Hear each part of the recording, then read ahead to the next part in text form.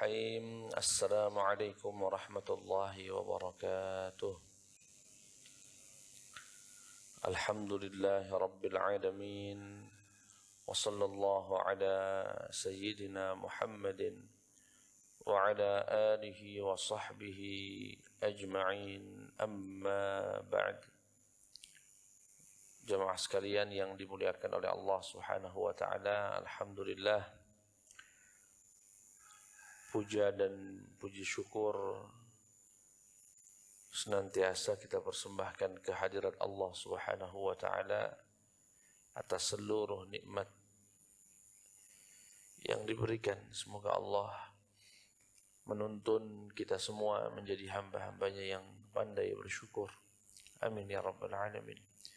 Salawat beriring salam terlimpah curahkan kepada junjungan kita Nabi besar Muhammad sallallahu alaihi wasallam. Semoga kita semua mendapatkan syafaatnya yaumal qiyamati. Amin ya rabbal alamin. Jemaah salat subuh yang dimuliakan oleh Allah Subhanahu wa taala, semestinya jadwal kita di Jumat ketiga, ya. Namun karena ada sesuatu jadi dipindah khusus bulan ini saja. Bulan depan insyaAllah tetap di Jumat 1 dan 3. Jemaah sekalian yang dimuliakan Allah Subhanahu wa taala, kita lanjutkan kajian kita kitab Khasa'is, ya, Tahdzibul Khasa'is An-Nabawiyah, Khasa'is Al-Kubra. Hari ini ada beragam tema. Yang pertama merupakan tanda kebesaran Allah Subhanahu wa taala, memalingkan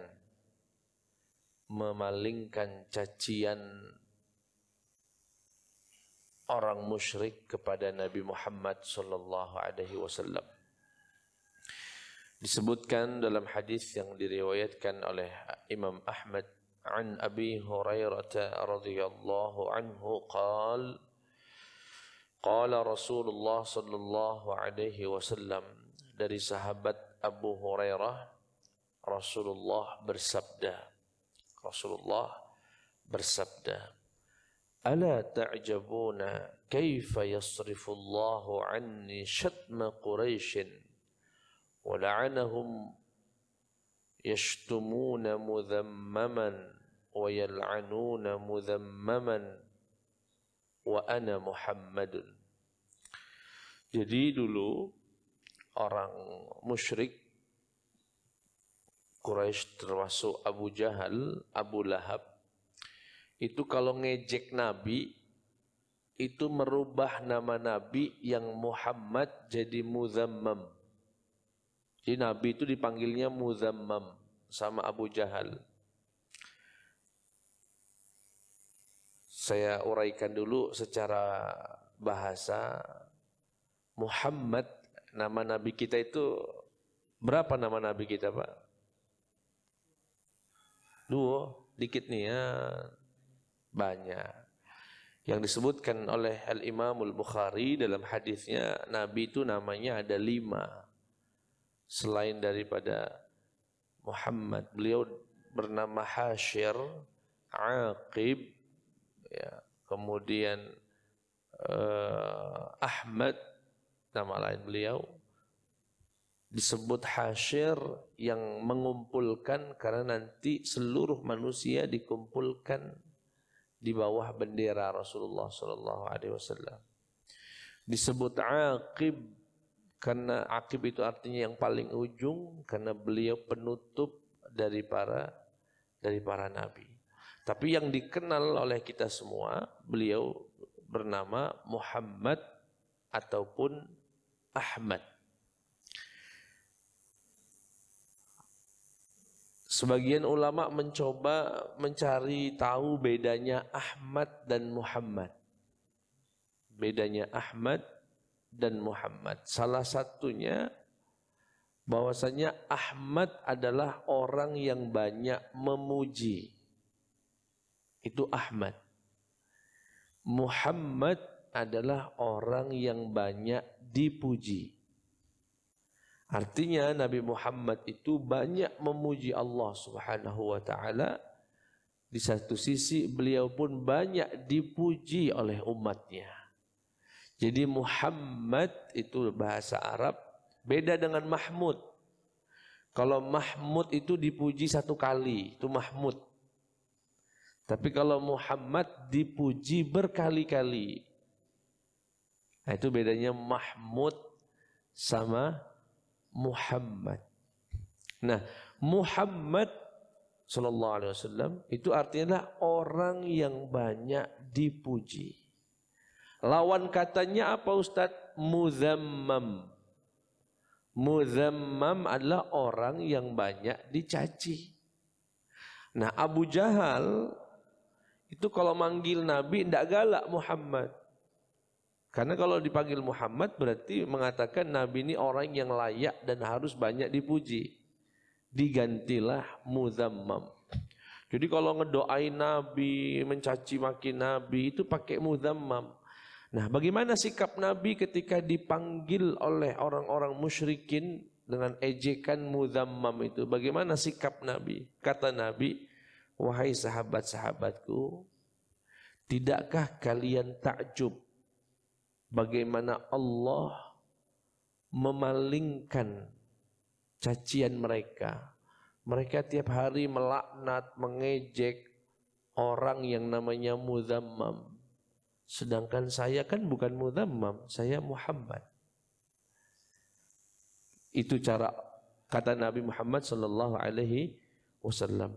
Apa yang bisa kita pahami Pak dari hadis ini? Jadi begini, salah satu cara menghadapi ejekan orang itu dengan tidak merasa diejek. Paham kira-kira Pak? Orang tiap hari ngomong, semoga dilaknat itu Muzammam. Itu yang dimaksud Abu Jahal kan Nabi Muhammad. Tapi kan Nabi Muhammad berkata, nama saya bukan Muzammam, nama saya Muhammad. Ngapain saya sibuk? Harus merespon, membalas. Sebetulnya sederhana Pak. Salah satu cara, namanya kita hidup di masyarakat. Ya, hidup di masyarakat. Mungkin ada yang tidak suka atau mungkin gosipin kita, diomong, alah dasar Ustadz penjilat misalnya. Misalnya saya disebut Ustadz penjilat. Ustadz, antum nggak marah disebut Ustadz penjilat? Enggak. Kenapa nggak marah? Saya bukan penjilat. Itu mungkin yang lain kali yang maksudnya. Pura-pura nggak tahu aja Pak. Ya, pura-pura tidak tahu. Nabi juga begitu. Ketika dia tiap hari dipanggil Abu Jahal, hei Muzammam, nggak nengok beliau. Diejek, dihina, bahkan dilaknat, enggak nengok beliau. Loh, Rasulullah engkau diejek, bukan, dia ngejek Muzammam, bukan ngejek Muhammad. Enggak tahu siapa Muzammam itu siapa, enggak tahu aku. Nah itu karena kalau diladenin tambah jadi kaki musuh itu, Pak. Wa idza khatabahumul jahiluna qalu salama. Khalas. Kalau orang-orang bodoh mencaci maki, sampaikan saja salam, khalas. Tidak perlu diladenin. Baik. Itu kata Nabi Muhammad sallallahu alaihi wasallam merupakan tanda tanda kebesaran Allah Subhanahu wa taala, bagaimana memalingkan cacian itu yang diarahkan ke Nabi Muhammad sallallahu alaihi wasallam, dipalingkan dengan disebutkan bahwasanya yang dicaci maki bukan Muhammad melainkan Muzammam. Baik, tema yang berikutnya. Ini cuma disebutkan satu hadis saja, hadis nomor 115. Yang berikutnya doa Nabi kepada kaum Quraisy dengan ditimpanya paceklik. Ditimpakannya paceklik kepada penduduk Mekah. Ani bin Mas'ud radhiyallahu ta'ala anhu anna Quraisyan lamma sta'sat ala Rasulillah sallallahu alaihi wasallam wa abta'u 'anil Islam. Qala Allahumma a'inni 'alaihim bisab'in kasab'i Yusuf. فأصابتهم سنة فحصت كل شيء حتى أكلوا الجياف أو جيف والميتة حتى إن أحدهم كان يرى ما بينه وبين السماء كهيئة الدخان من الجوع.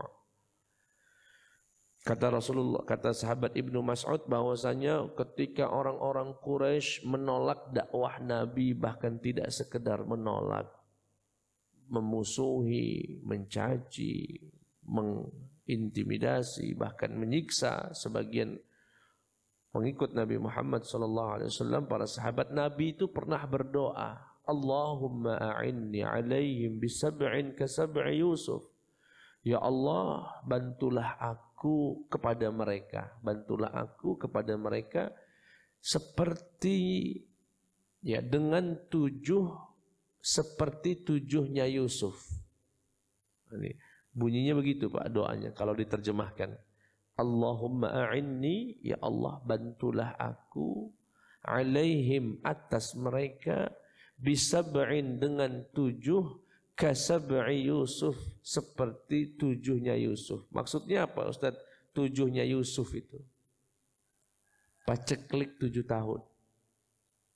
Ingat Pak kisahnya Nabi Yusuf, di mana mereka ditimpa ya paceklik, kemarau, gagal panen selama 7 tahun. Jadi yang dimaksud, ya Allah, Engkau dulu bantu Nabi Yusuf dengan membuat kaumnya dibuat paceklik, sehingga saat itu mereka meminta bantuan Yusuf agar Allah angkat paceklik 7 tahun. Nah, bantu aku dengan itu juga. Setelah doa itu, penduduk Mekah mengalami paceklik yang luar biasa. Sampai saat itu mereka memakan bangkai-bangkai hewan. Sampai memakan bangkai-bangkai hewan. Bahkan disebutkan sampai salah satu di antara mereka itu Pak, kalau jalan seperti melihat awan dari bumi sampai langit. Seperti melihat asap. Dan padahal tidak ada asap. Kenapa? Saking laparnya. Digambarkan inna ahadahum, salah satu di antara mereka, kana yara ma bainahu, melihat asap di antara dirinya dan langit seperti ya tumpukan-tumpukan asap. Kenapa? Minal ju', saking laparnya. Ya, saking laparnya.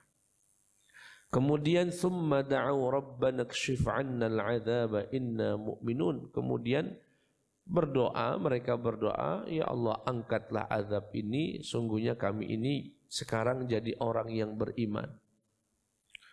Faqila lin-nabi sallallahu alaihi wasallam inna law kashafna al-'adzaba 'anhum 'adu. Kalau kami kabulkan doa mereka dengan diangkatnya azab itu, nanti mereka balik lagi jadi orang kafir. Ini siasat mereka saja. Tapi Allah berkenan mengabulkan. Fakashafa anhum fa'adu fantaqama minhum yawma badrin. Akhirnya Allah angkat, betul balik lagi jadi orang kafir. Ya, Abu Jahal, Abu Lahab dan lain sebagainya. Dan inilah yang dimaksud dalam firman Allah Subhanahu wa taala, Yawma ta'tis sama'u bidukhanin mubin. Jamaah sekalian yang dimuliakan Allah, itu ya, tema yang kedua di mana Nabi Muhammad SAW pernah memintakan doa atau minta doa kepada Allah agar penduduk Mekah itu diberikan, dicicipi rasa paceklik, biar tahu rasa kurang lebih. Ya. Kemudian tema yang berikutnya tentang nikahnya Nabi Muhammad SAW dengan Sayyidah Aisyah radhiyallahu anha. Beliau ini, Sayyidah Aisyah, Bapak Ibu, istri terakhirnya Rasulullah. dan satu-satunya istri Nabi yang gadis. Kalau yang lain semuanya janda, kecuali Sayyidah Aisyah radhiyallahu anha. Dan dinikahi Nabi saat umur 7 tahun. Namun berhubungan baru umur 9 tahun. Ini yang menjadi fitnah, tuduhan kepada Nabi Muhammad SAW. Makanya orang Muslim harus bisa menjawab tuduhan itu. Dianggap Nabi sebagai pedofil, senang dengan anak kecil, dan lain sebagainya. Kita coba akan uraikan bagaimana awal dari pernikahan Nabi Muhammad SAW. Rupanya diawali dari mimpi, Pak. Disebutkan an Aisyah radhiyallahu anha anna Rasulullah sallallahu alaihi wasallam qaal, bahwasanya Nabi bercerita kepada Sayyidah Aisyah setelah menikah, ra'aituki fil manami marratain, sungguh aku pernah melihatmu duhai istriku dulu itu 2 kali dalam tidurku. Ara rajulan, maaf, an Aisyah radhiyallahu anha anna Rasulullah sallallahu alaihi wasallam qaal ra'aituki fil manam, sungguh aku melihatmu duhai istriku fil manam, dalam tidur, marratain, 2 kali. Apa yang dilihat Nabi saat itu? Ara rajulan yahmiluki fi saraqati haririn, aku pernah melihat dalam mimpiku seorang laki-laki membawamu duhai istriku Aisyah, membawa dengan sutra yang sangat indah dan sangat baik. Kemudian fayaqulu hadhihi imra'atuk fakshif, ketahuilah ini adalah istrimu. Jadi ada seorang laki membawa perempuan dengan sutra yang sangat indah, dan kemudian berkata kepada Nabi, laki-laki itu, ketahuilah wahai Muhammad, ini di dalam sutra ini adalah istrimu. Itu dalam mimpi Nabi Muhammad sallallahu alaihi wasallam. Fa'arak, begitu dibuka di dalam tirai atau kain sutra itu adalah Sayyidah Aisyah radhiyallahu anha. Fa'aqulu in kana hadza min 'indillah, kalau memang ini dari mimpi ini dari Allah Subhanahu wa taala, maka akan terjadi. Baik, jamaah sekalian yang dimuliakan Allah Subhanahu wa taala. Terkait tuduhan kepada Nabi Muhammad sallallahu alaihi wasallam dari beragam sudut. Yang pertama, dikatakan Nabi Muhammad sallallahu alaihi wasallam, ya na'udzubillah, ini tuduhan Pak ya, namanya juga musuh, namanya juga orang kafir, menuduh Nabi sebagai hiperseks, bahkan pedofil, dianggap nikah dengan anak kecil dan lain sebagainya. Kita katakan begini, Pak. Nikahnya Nabi dengan istri-istri beliau sallallahu alaihi wasallam bukan didorong karena nafsu syahwat, melainkan karena perintah Allah Subhanahu wa taala. Apa buktinya? Kalau memang Nabi, naudzubillah, kalau memang Nabi sallallahu alaihi wasallam itu hiperseks sebagaimana dituduhkan, tahukah kita, Pak, Nabi itu hanya menikahi gadis cuma 1 orang. 8-nya janda dan tua semua, Pak. Sudah monopos semua. Ya kalau Nabi, maaf ngomong, senang dengan sudah barang tentu, beliau akan memilih gadis-gadis. Inilah tuwo galo. Menunjukkan Nabi tidak itu tujuannya. Yang kedua, tahukah kita kapan Nabi mulai mendua? Artinya mulai nikah dengan istri kedua, ketiga. Bayangkan Pak, sejak umur 25 tahun sampai jadi Nabi, umurnya berapa tahun Pak? Umur Nabi jadi Nabi 40 tahun. Berarti 15 tahun Nabi belum menikah dengan wanita kedua. 15 tahun. Dan kapan meninggalnya Sayyidah Khadijah, istri pertama beliau? Di tahun ke-8. Ya, tahun ke-8 kenabian, bukan hijriyah. Ya, yang disebut dengan Amul Huzni, tahun kesedihan. Artinya Pak, dari umur 25 sampai umur hampir 50 tahun. Dan itu masa-masanya seorang laki-laki punya libido yang tinggi, syahwat yang tinggi. Tapi Nabi tidak memilih untuk nikah 2, 3, 4. Menunjukkan tidak menjadi tujuan Nabi. Kalau Nabi mau, ya sejak umur 25. Dan cari yang muda-muda. Atau sejak jadi Nabi lah, saat umur 40 tahun. Di saat Utbah ibnu Rabi'ah menawarkan, maukah kamu tinggalkan dakwahmu, maka akan kami carikan wanita tercantik di orang, kami berikan padamu. Tapi Nabi enggak mau. Jadi tuduhan itu betul-betul tidak beralasan. Sekali lagi, Nabi menikah itu karena murni perintah Allah Subhanahu wa taala. Ya. Setelah Khadijah meninggal, barulah beliau menikah dengan orang yang kedua, yang ketiga dan seterusnya. Itu pun semuanya janda. Kemudian bagaimana dengan nikahnya Sayyidah Aisyah umur 7 tahun kok dinikahi? Iya, umur 7 tahun akadnya, tapi berhubungan badannya di umur 9 tahun. Dan umur 9 tahun saat itu merupakan budaya di orang Arab. Dan secara medis, balighnya seorang perempuan itu dipengaruhi oleh kondisi geografis dan alam.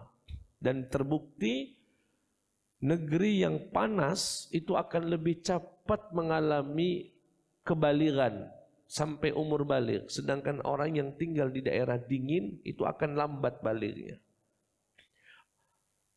Saya sudah hampir 10 tahun di Arab. Tahu betul, sana perempuan kalau sudah umur 7 tahun Pak, lecak. Umur kita 15 tahun, 18 tahun, besar.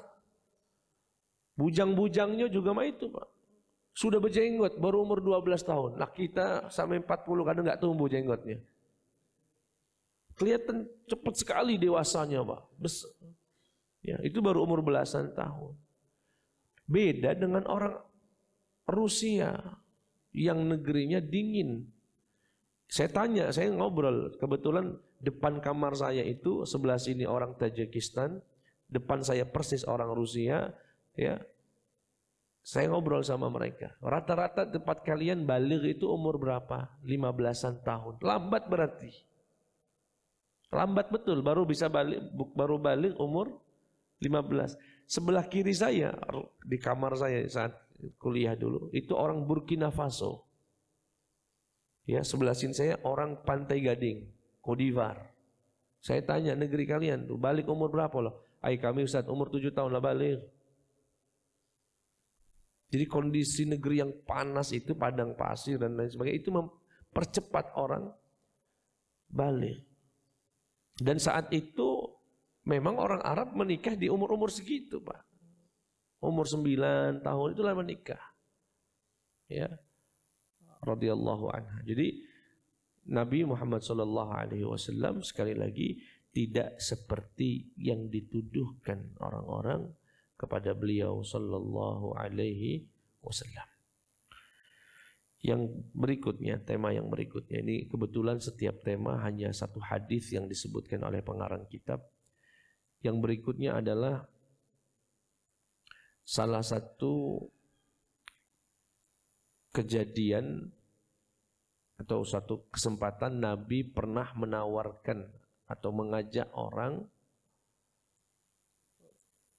untuk masuk ke dalam Islam namun kemudian ditolak, bahkan tidak sekedar ditolak sampai membuat Nabi itu merasa sedihnya luar biasa. Dalam perjalanan hidup Nabi Pak sallallahu alaihi wasallam, hari yang paling menyakitkan beliau atau menyedihkan beliau salah satunya adalah saat perang Uhud. Itu di Madinah, itu hari yang paling menyedihkan Nabi itu selama 10 tahun di Madinah, itu saat perang Uhud. Adapun di Mekah, hari yang sangat menyedihkan Nabi Muhammad saat beliau diusir dari Taif. Ya, nanti saya akan ceritakan. Dan saat beliau ditolak dakwahnya, ini hadis yang akan kita baca. Kalau di Uhud, yang membuat sedihnya Nabi sampai giginya tanggal, sampai baju topi perangnya menusuk ke pipi Rasulullah SAW, dan yang pastinya sampai sahabat tercinta Hamzah meninggal dunia dan di jantungnya digigit oleh Hindun. Itu terjadi saat perang Uhud. Itu yang membuat saat Mus'ab bin Umair juga meninggal dalam kondisi kedua tangannya putus dan lain sebagainya. Itu perang yang sangat membuat Nabi SAW sedih luar biasa. Ya, sampai-sampai tahukah kita Pak yang membunuh Hamzah siapa? Siapa? Wahsy, budaknya Hindun dan Abu Sufyan. Ketika Wahsy ini budak disewa oleh Hindun untuk mengincar Nabi karena ingin mengincar Hamzah, karena Hamzah lah yang membunuh ayahnya Hindun saat perang Badar. Siapa ayahnya Hindun? Utbah ibnu Rabi'ah. Singkat cerita, ditombaklah Hamzah oleh Wahsy ini, budak hitam, budak kulit hitam. Sahabatnya Bilal ketika mati atau ketika tertombak meninggal dunia sahabat Hamzah, itu membuat Nabi sakit luar biasa karena Hamzah itu saudara sesusuan Nabi sekaligus sepupunya Nabi. Dan orang yang paling membela Nabi saat di Mekah. Ketika Nabi mau disiksa oleh Abu Jahal, ditampar itu Abu Jahal sama Hamzah. Kemudian berkata, siapa yang berani menyentuh Muhammad, maka akan berhadapan dengan saya. Jasanya sahabat Hamzah. Ketika Umar ibnul Khattab datang menemui Nabi dengan pedang yang masih ada di pinggangnya, semua orang takut di sekeliling Nabi Muhammad kalau Umar datang ingin membunuh Nabi dengan pedangnya. Apa kata Hamzah? Jangan takut. Kalau dia datang, ini sahabat Umar saat itu, datang dengan niat jahat, maka pedang saya akan lebih dulu sampai ke lehernya sebelum pedang dia sampai kepada leher kita. Itu janji dari Hamzah, memberikan jaminan kepada para sahabat. Tapi kalau Umar datang untuk kebaikan, kita akan sambut dengan hangat. Akhirnya sahabat Umar datang untuk mengucapkan asyhadu an la ilaha illallah wa asyhadu anna Muhammadar Rasulullah. Artinya jasanya sahabat Hamzah ini luar biasa. Ya. Dan itu meninggal dengan cara yang tragis. Terbelah dadanya, jantungnya tercopot, digigit oleh Hindun sebagai balas dendam yang membunuh seorang budak namanya Wahsy. Tapi Wahsy ini di akhir dakwahnya Nabi Muhammad masuk Islam, Pak. Minta maaf sama Nabi, tapi kata Nabi, tolong jangan sering-sering kelihatan ya. Jangan sering-sering kelihatan, karena kalau kelihatan saya ingat Hamzah. Jadi kalau Wahsy datang itu kata Nabi, jangan sering rib anni. Aku jadi sedih, ingat Hamzah, kekasih Rasulullah SAW yang meninggal dengan cara yang sangat tragis. Wahsy saat itu masih merasa bersalah, Pak. Akhirnya kata Wahsy, pokoknya saya harus bisa ngebales, membayar dosa saya. Dan akhirnya dibayar, Pak. Kapan dibayarnya? Di era sahabat Abu Bakar. Jadi ketika Nabi Muhammad meninggal, muncullah nabi palsu namanya Musailamah Al-Kadzab. Musailamah Al-Kadzab. Kata Wahsy, saya yang harus matikan orang ini. Sebagai balasan, kalau dengan ini Allah ngebalas dosa saya. Akhirnya ketika perang, dia izin sama sahabat Abu Bakar radhiyallahu anhu, biar saya yang membunuh Musailamah. Itu ketika perang, Musailamah itu namanya takut nabi palsu. Minta diberikan perlindungan puluhan orang di sekelilingnya, enggak boleh ada yang dekat. Tapi Wahsy dengan cara yang sama saat membunuh Hamzah, mengambil tombaknya, mengincar, dilempar dari kejauhan. Terkenalah jantung dari Musailamah Al-Kadzab dan mati. Kemudian kata Wahsy, semoga hadza bidzak, semoga ini setimpal dengan yang dulu pernah saya lakukan. Yaitu sahabat Wahsy. Dan itu yang membuat Nabi sangat sedih perang Uhud. Nah, suatu hari Sayyidah Aisyah pernah bertanya kepada Rasulullah, hal ata alaika yaumun asyaddu min yaumi Uhud? Ya Rasulullah, adakah hari yang lebih menyakitkan dari hari perang Uhud yang pernah berlalu dalam hidupmu? Kata Rasulullah, ada hari yang lebih menyakitkan dari perang Uhud itu. Apa ya Rasulullah? Ma laqitu min qaumiki kana ashadda minhu yaumal aqabah. Adalah hari Aqabah. Hari disebut Nabi dengan istilah hari Aqabah, merupakan nama tempat di Mekah. Itu hari yang sangat menyakitkan aku, kata Rasulullah. Sangat membuat aku sedih. Apa itu ya Rasulullah? Idh aradtu nafsi ala ibni abdi yalail. Di mana aku datang menawarkan diriku mengajak Islam kepada kabilah Ibni Abdil Yalail. Nama kabilahnya Pak. Falam yujibni ila ma aratu. Tidak seorang pun menghiraukan dakwahku. Aku dicuekin.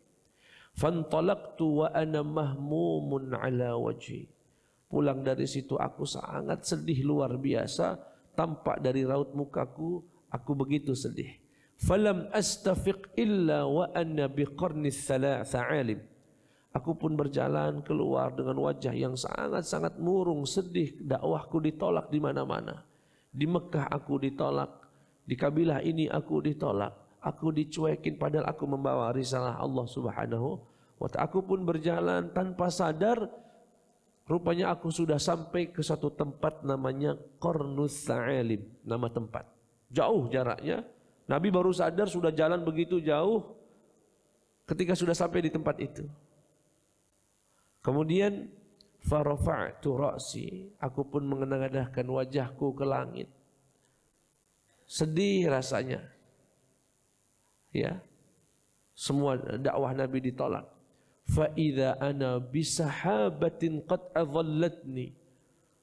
Kaget aku luar biasa, begitu aku tengadahkan wajahku ke langit, ada awan yang sudah memberikan naungannya, artinya sudah memberikan keteduhannya. Kaget ada awan yang ngikutin Nabi sallallahu alaihi wasallam. Fa nadhartu fa idza huwa Jibril, ketika kulihat dan kuperhatikan rupanya ada malaikat Jibril. Ada malaikat Jibril, fanadani. Jibril kemudian memanggilku, faqal, berkata, innallaha qad sami'a qawla qaumika laka. Sungguh Allah, duhai Muhammad, ini Jibril berkata kepada Nabi Muhammad, sungguh Allah telah mendengar ucapan kaummu kepadamu, wa ma raddu alaik, dan apa yang mereka cacian, maksudnya Pak, cacian orang-orang tersebut kepada Nabi Muhammad SAW. Waqad ba'atha ilaika malakul jibal atau malakal jibal, dan Allah telah mengutus malaikat gunung. Kisah ini sebetulnya terjadi ketika Nabi berangkat ke Taif. Sesampainya di Taif dilempar batu sampai berdarah, dan yang melempar bukan orang besar tapi anak-anak kecil. Dikumpulkan anak-anak kecil itu oleh para pemuka kabilah atau dari penduduk Taif, suruh mengambil batu. Kenapa anak-anak kecil, Ustaz? Agar lebih memberikan rasa hina kepada Nabi Muhammad SAW. Bapak kalau yang lempar seumuran, apa rasanya Pak? Ya jadi biasa. Tapi kalau yang lempar anak-anak kecil, itu akan terasa terhina. Sembari mengatakan, orang gila, orang stres, keluar kamu dari Madinah, dari Taif. Terhina. Saat itu Nabi Muhammad SAW merasakan sedih yang luar biasa. Allah pun mengutus malaikat penjaga gunung. Ketika datang, nadani malakul jibali fasallama alayya. Malaikat gunung itu mengucapkan salam kepadaku, kemudian berkata, wahai Muhammad, Allah telah mendengarkan cacian-cacian yang luar biasa diarahkan kepadamu. Inilah aku, malaikat jibal, malaikat gunung, turun diperintahkan Allah Subhanahu wa taala untuk memenuhi apapun yang kamu perintahkan. Lita'murani bima syi'ta. Perintahkanlah Muhammad, maka akan kutunaikan atas perintah Allah Subhanahu wa taala. In syi't, dan jika kamu izinkan, jika kamu mau, izinkan saya mengangkat 2 gunung al-akhbasyain, 2 gunung besar. Dan ditafsirkan oleh para ulama, yang dimaksud dengan gunung ini adalah gunung Qubais dan gunung Ahmar, 2 gunung besar yang ada di Mekah. Kata malaikat, izinkan aku membawa 2 gunung itu untuk kulemparkan 2 gunung itu kepada penduduk Taif yang baru saja mengusir. Apa jawaban Nabi Muhammad sallallahu alaihi wasallam? Bal arju an yukhrijallahu min aslabihim man ya'budullaha wa la yusyriku bihi syai'a. Jangan. Semoga aku berharap, semoga Allah mengeluarkan dari garis keturunan mereka, keturunan-keturunan yang kelak menyembah Allah dan tidak menyekutukannya dengan sesuatu apapun. Ini Pak terjadi kurang lebih di tahun ke-8 atau 9 kenabian ketika beliau tinggal di Mekah. Dan tahukah kita kapan Allah kabulkan doa ini? Doa ini baru terkabul ya di tahun ke-10 ya, kurang lebih tahun 9, tahun 10. Tapi doa ini terkabul di tahun ke-8 atau 9 Hijriah. Jadi kalau dihitung-hitung berapa tahun, Pak?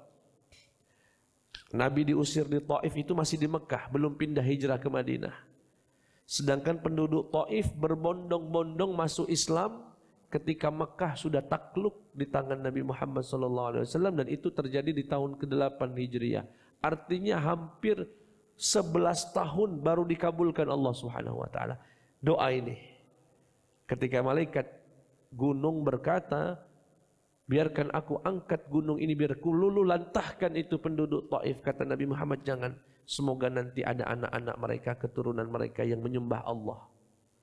Rupanya doa itu terkabul setelah 11 tahun kurang lebih atau 10 tahun ya, saat kota Mekah sudah berada di pangkuan umat Islam. Baik jemaah sekalian yang dimuliakan Allah, itulah semua kisah yang terjadi sebelum Nabi hijrah ke kota Madinah. Dalam kitab ini kitab bukan kitab sirah Pak ya. Kitab hanya menjelaskan tanda-tanda kenabian atau kekhususan Nabi yang terjadi selama di Mekah. Dan kita sudah membahas ini hampir 1 tahun. Ya. Dan insya Allah alhamdulillah selesai periode yang ada di Mekah. Kemudian setelah ini baru kita akan mendapatkan atau menjelaskan tentang apa-apa yang terjadi saat hijrah dan sesudah hijrah. Itu saja, jika ada yang ingin ditanyakan dipersilakan.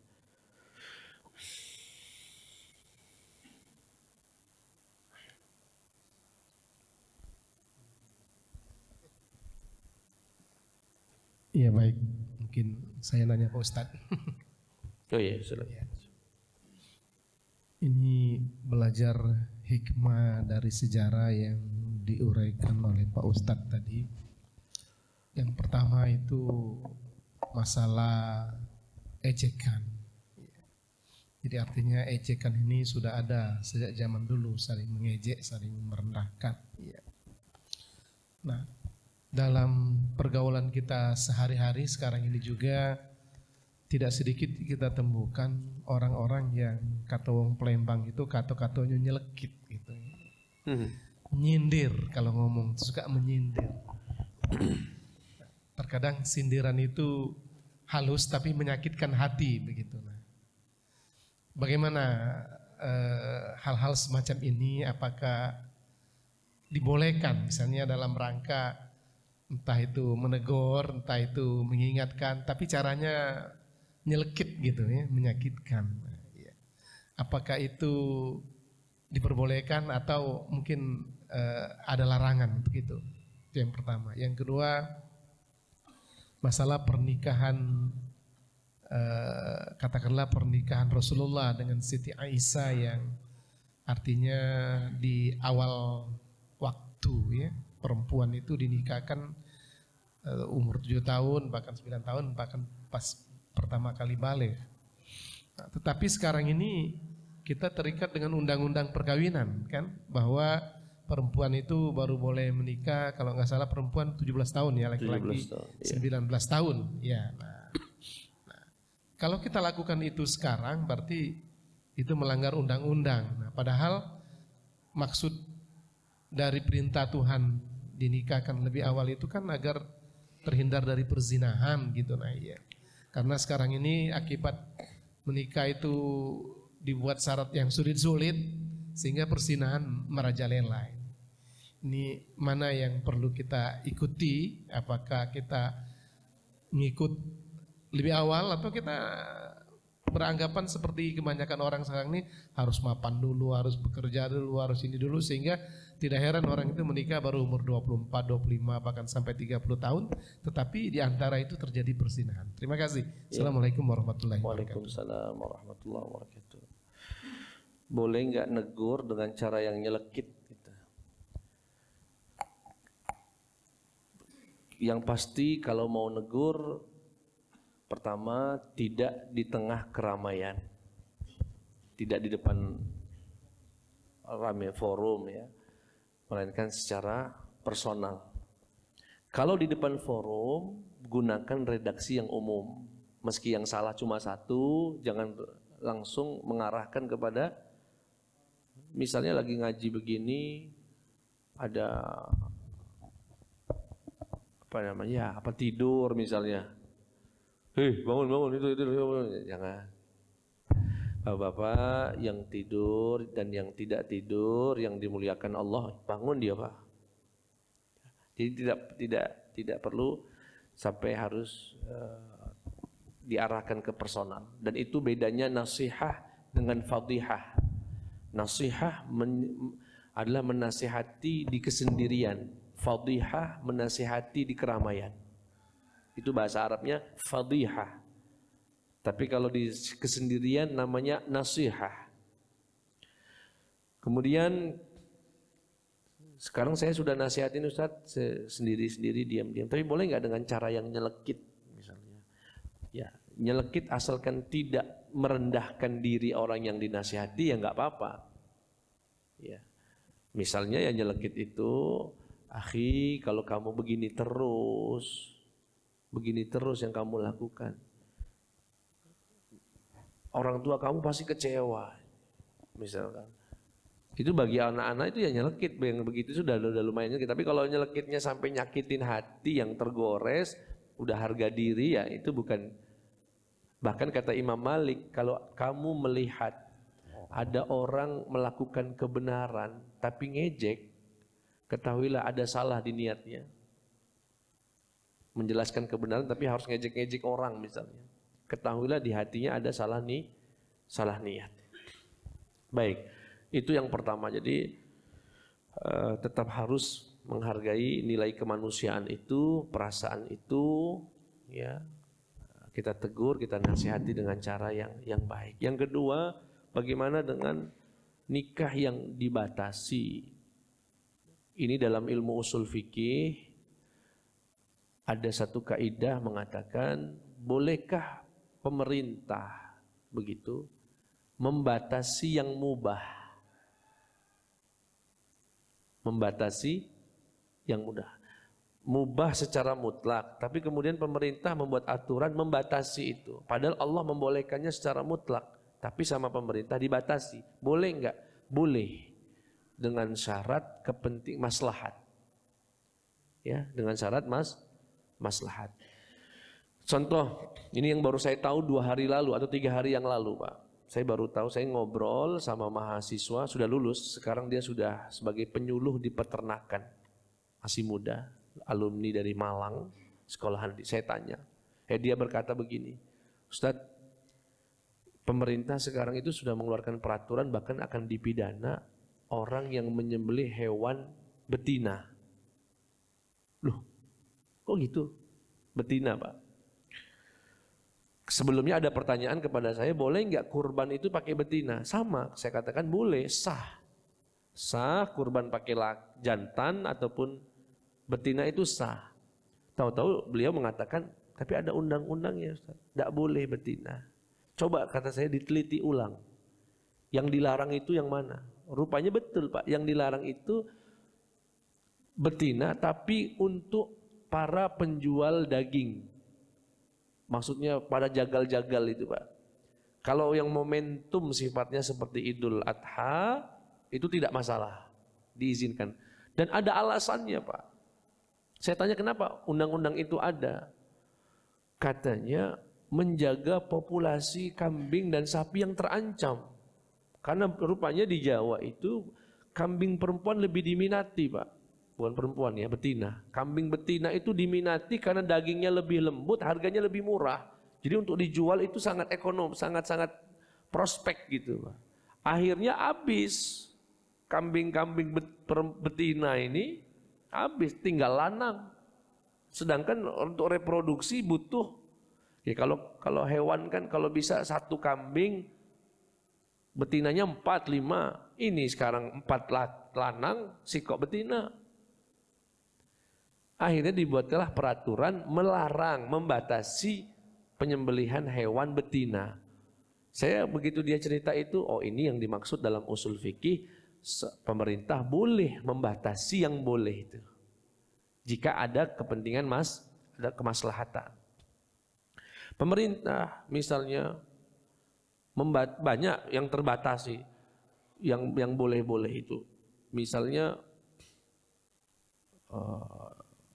ya haji itu sebetulnya dibatasi sama pemerintah dengan syarat karena pertimbangan tempat yang tidak, sebetulnya kalau dibolehkan galau-galau nak berangkat ke sana. Cuma lebih maslahat untuk tidak berangkat semua, dibatasilah. Ya. Bahkan sekarang dengan sebagian dengan diprioritaskan yang umur tua dan sebagainya. Itu saya malah perhatikan hampir semua kebijakan pemerintah itu, ya pemerintah yang ini ya, itu membatasi yang boleh-boleh sebetulnya. Ya. Di Turki itu tidak boleh bangun rumah di atas 3 lantai. Itu paling, silakan Bapak ke Istanbul, tidak ada rumah di atas lebih dari itu. Rata semua segitulah rumahnya, nggak ada yang lebih boleh tinggi. Padahal boleh nggak dia buat 3 lantai Pak? Ya boleh, hak dia, tapi pemerintah melarangnya. Ya pasti dengan alasan. Nah pernikahan pun demikian. Ya, pernikahan dilarang terlepas benar atau tidak alasan itu, tetapi alasannya adalah hari ini umur di bawah 17 akan menghalangi anak untuk sekolah. Karena baru lulus SMA kan umur 17 tahun Pak. Kalau sudah nikah umur 15 pada putus sekolah. Pemerintah punya program wajib belajar berapa tahun Pak? 12 tahun ya sampai lulus SMA. Dengan pertimbangan itu dibatasi. Tapi apakah itu melarang orang menikah? Enggak, silakan kalau mau nikah. Tapi kami pemerintah enggak nyatet. Kalau mau nikah di luar itu pakai nikah siri namanya. Sah itu Pak, secara agama sah. Ya, tidak dianggap zina, tidak. Tetapi madorotnya pasti lebih banyak. Karena tidak dicatat. Jadi boleh. Nah, pertanyaan yang berikutnya adalah bagaimana dengan pandangan masyarakat kalau menikah itu harus punya rumah dulu, harus punya pekerjaan dulu, macam-macam. Begini Pak, ini pandangan saya kira sangat dinamis, bisa berubah-ubah. Ya, tergantung kondisi. Saya setuju dengan yang disampaikan Buya Yahya. Bahwasanya orang tua untuk tidak mempersulit syarat pernikahan. Karena hari ini kondisinya anak itu menjadi rawan, apalagi perempuan. rawan sekali untuk berzina sama pacarnya. Saya kira hampir 90% kali anak-anak sekolah itu pacaran semua itu, Pak. Ya kalau ini sensus dadakan, Pak ya. Yang dilihat di mata, saya di kampus itu hampir lihat kayaknya hampir semua, Pak. Aneh kalau hari ini ada laki-laki gak pacaran sama cewek itu, Pak. Dianggap gak laku lah, diejek macam-macam. Oh ya. Nah akhirnya, dan itu terbukti kan, perzinaan itu loh. Saya punya kenalan ketua KUA di salah satu kecamatan, tidak saya sebut. Itu kata beliau 60% itu di tahun 2017, 60% bahkan lebih Ustadz yang nikah di KUA saya di bulan 5 tahun 2017-an itu 60% sudah hamil. Di bulan 5 60% hamil dan minta saya maksa ini. Loh kok bisa bulan 5 kenapa, Pak? Korban Valentine. Korban Valentine, Valentine-nya di bulan 2 Februari, mohon maaf, dan tahun baru nanti dibawa ke laut anaknya, pacaran, berzina. Hamilnya kan kurang-kurang di bulan 3, bulan 4. Bulan 5 keputusan mau nikah atau enggak. Dan akhirnya kami dipaksa untuk menikahkan. 60%. Di Probolinggo yang terbaru berapa? Hampir 70% atau berzina.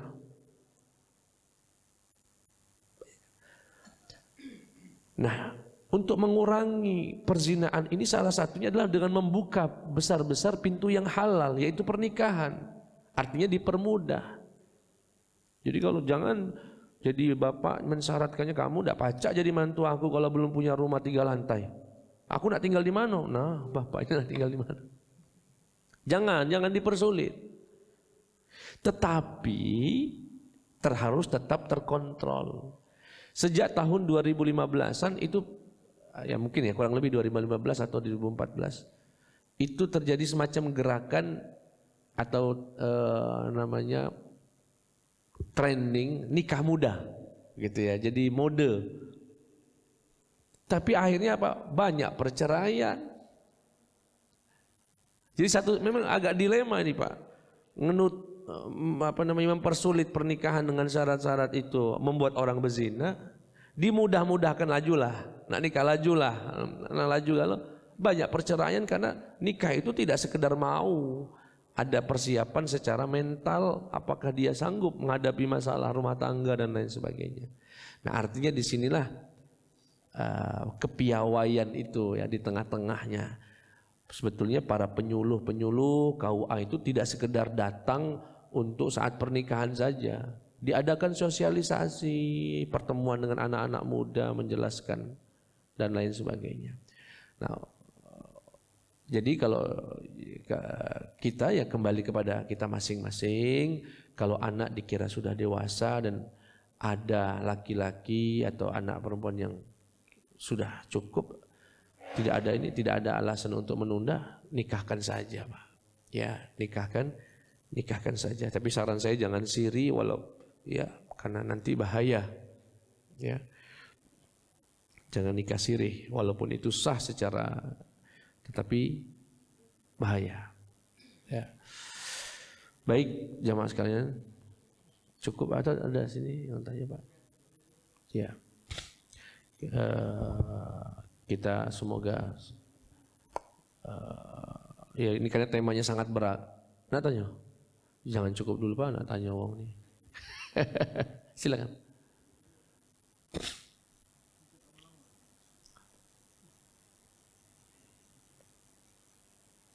Dikit Ustaz. Yang pertama, yang hadis pertama tadi kan Rasulullah itu cuek. Kemudian yang terakhir Rasulullah itu diberi oleh malaikat kewenangan untuk, nah makna numbuhkan rasa seperti itu. Jadi di saat kita punya power, kekuatan itu tidak kita gunakan. Di saat kita diejek, kita bisa ngerem itu aja. Ini luar biasa nih Pak. Saya tidak mengamati itu. Saya tidak, luar biasa ini, bagus sekali.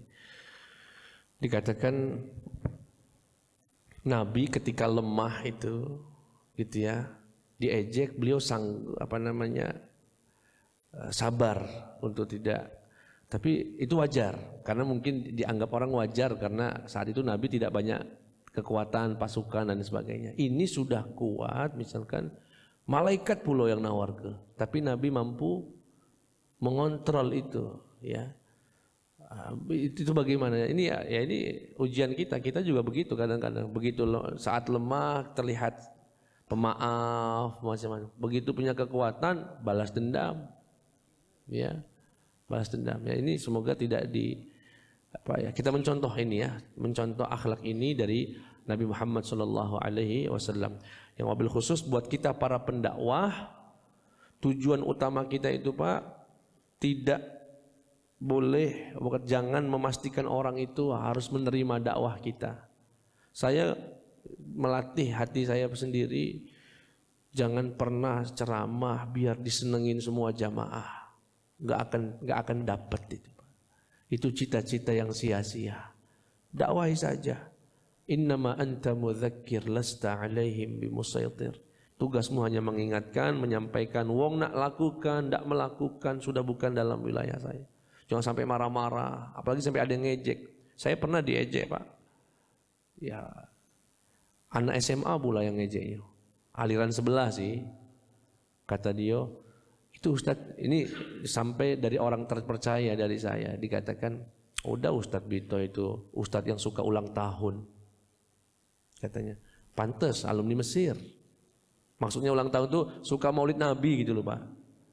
Saya ini dianggap, ini acara selepas acara maulid ini. Jadi acara maulid saya datang di masjid, setelah pulang di luar Ustaz tadi itu ada beberapa orang di luar sana ngomong, pantes lah alumni Mesir sukanya ulang tahun katanya.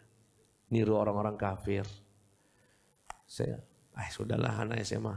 Kata Nabi, kalau kita nyontoh Nabi, wa idza khatabahumul jahiluna qalu assalamualaikum. Tidak perlu diladenin, ya. Tidak perlu diladenin. Itu saja. Ini ujian bagi kita semua. Semoga kita bisa menjadi sabar itu di saat kita lapang ataupun di saat kita sempit. Kita tutup dengan doa kafaratul majlis. Subhanakallahumma wa bihamdika asyhadu an la ilaha illa anta astaghfiruka wa atubu ilaik. Wassalamualaikum warahmatullahi wabarakatuh.